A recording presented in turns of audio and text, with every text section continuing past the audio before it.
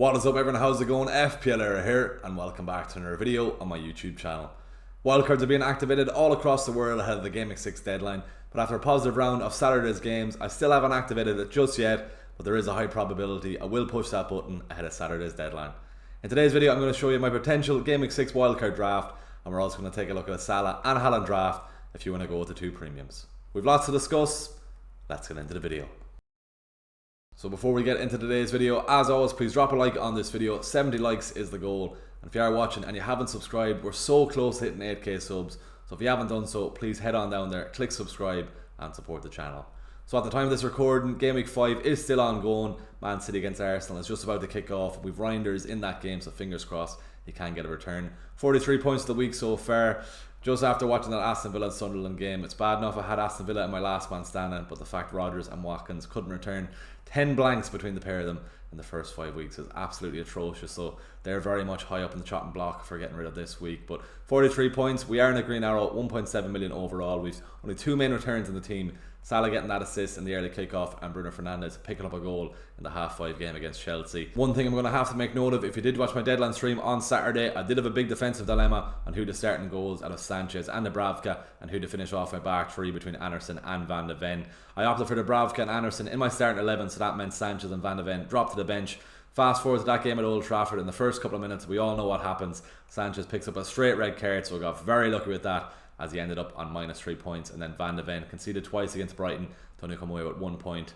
Onto my starting 11 then, Anderson and Dubravka both come away with 4 points each after Anderson picked up DEFCON and Dubravka came away with 6 saves, so that's a plus 10 point swing for starting Dubravka and Anderson. So this week could have went a lot worse, so thankfully I played those two players. We're currently on a green arrow, sitting at 1.7 million overall. Fingers crossed we do get a return from Reinders in that Arsenal game, and let's see where we end up once the game week is finished. So shifting our focus towards Game Week 6, here's how my team is currently shaping up ahead of the deadline without my wildcard activated just yet. And to be fair, without the wildcard being activated, the team isn't in that bad a shape at all. I know you're looking at those two Aston Villa attackers and the lack of having no Erling Haaland in the team, but I have 2 free transfers available and I can bring in Haaland in 2 moves, taking out Watkins and Bruno Fernandes and bringing in Haaland and a midfielder price at 6.2 million or below, probably focusing on bringing in Caicedo of Chelsea, where I can get DEFCON points from him every second week or so. So using those 2 free transfers will allow me to bring Haaland into the team, and it will also allow me to save my wildcard, because to be fair, a lot of the players in my team will already make up my Game Week 6 wildcard team. However, I do want to bring in Arsenal and Man City assets for their favourable fixture run, so the wildcard is on my mind. And going through my current 15-man squad, there are a few players with a few red flags above them. Starting off with Sanchez in goals. He did pick up the red card against Man United at the weekend. However, he will be able to play the Brighton game. He will serve his ban in the EFL Cup game during the week. However, it just raises the question whether or not Maresca will use this as an excuse to bench Sanchez and bring Jorgensen into the starting 11, as Maresca did hint that Sanchez can play every Premier League game. So there's a big question mark around Sanchez's minutes over the next few weeks, especially after picking up that red card. Moving on to the defence there, Van de Ven and Anderson are fine. It's just Milenkovic, Nottingham Forest have been absolutely atrocious in defence. Of course, I took out Nico Williams last week and kept Milenkovic in the team, because I did think he'd have a better chance of scoring it from a corner. And what happens? Nico Williams scores from a corner at the weekend, so I want to get rid of him. Going to the midfield then, every midfielder there is fine apart from Rodgers. He has to go. And then up top then, Watkins has to go. And moving on to my bench, Dubravka and Esteve are fine. Looking at Munoz, there's question marks around him. I'd probably be better off at that price point spending my money on an Arsenal defender. And then looking at Mark V, he's already dropped to 4.3 million. I've already lost 0.2 of a million on him. There's a big chance with everyone taking him out on wildcard, he could drop to 4.2 million ahead of the deadline. So it's probably better off I take him out sooner rather than later. Look at my current 15-man squad. There's probably 5 or 6 changes I'd have to make if I was using my wildcard. So I'm probably around 70 to 80% leaning towards activating my wildcard this week, stocking up on Arsenal and Man City players for their favourable fixture. With all that being said, let's move on now and have a look at my wildcard draft ahead of the Game Week 6 deadline. So look at my wildcard team. Starting off with the defence, I've gone with Arsenal double offensive cover in Raya and Gabriel, as I want to attack those favourable fixture run, as Arsenal have a beautiful run of fixtures up until Game Week 11. We'll see them face the likes of West Ham, Fulham, Burnley and Sunderland, so we should see some clean sheets for Arsenal over that fixture run. They've been fairly unlucky not to get 5 clean sheets out of 5 in their first 5 games this season. Obviously that Szoboszlai won a free kick to wipe out their clean sheet in the Liverpool game, and then a counter-attacking goal from Man City that I've just seen there from Haaland to wipe out their clean sheet in that game this evening. So eyeing up that Arsenal double defence, I definitely want a piece of that with that favourable fixture run. And then I've gone with another double defensive option with the Burnley defence in Dubravka and Esteve. Their fixtures aren't great, but I am eyeing up that Gameweek 8 bench boost when they face Leeds at home, so fingers crossed they can get a clean sheet in that game when I have them in play. Virgil van Dijk, Anderson and Senesi complete my backline, and they're in the team on the basis of their defensive contribution points. These three defenders are absolute monsters when it comes to DEFCON.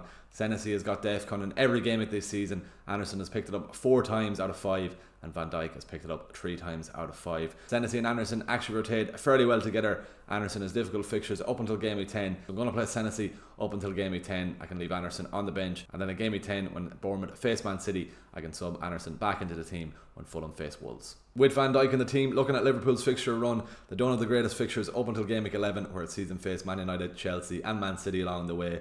So with Van Dijk, it doesn't scream too many potential clean sheets across those run of games, but he is a DEFCON monster, and that's why he's in the team. He isn't locked in the team. I may move sideways and go from Van Dijk to my doppelganger Vardiol to get some Man City defensive cover, or maybe I just downgrade him completely and get Van de Ven back into the team, as he's been so good to me so far this season, and Spurs have a nice run of fixtures. Look at my defenders here, everyone is pretty much locked in apart from Van Dijk. I just have to decide whether I go with him and just hope he gets some DEFCON and a few clean sheets in games he shouldn't get them in, or whether I just downgrade him to Van de Ven, or go a sideways move and get Vardiol in for defensive cover from City.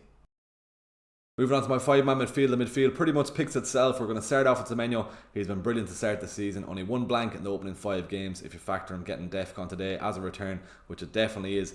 He's on penalties for Bournemouth, which means he's absolutely great value at 7.5 million. And with fixtures over the next couple of weeks against Leeds, Fulham, Crystal Palace and Forest, I'm predicting more returns for Semenyo, so get him into your team. Moving on to Bruno Fernandes then. This spot in the team was actually in place for Cole Palmer, but he did come off with that groin injury again against Man United yesterday, so he's still not 100% fit, so he won't be making his way into my wildcard team. So Bruno Fernandes is in there now, but we are eyeing up a transfer in for Cole Palmer in game week 9 when Chelsea face Sunderland, so let's see if he will be fit for that. The good thing about bringing in Bruno Fernandes is I can potentially captain him in game week 7 when United face Sunderland at home. I don't know if I want to put myself through the hardship of captain Bruno Fernandes again. We did captain him in game week 3 when United faced Burnley, and he got that 97-minute penalty, so let's see if I want to put myself through that stress once again. The other good thing about Bruno Fernandes is his price point, so if I want to bring in the likes of Saka once he's back to full match fitness, I can do this in 2 moves.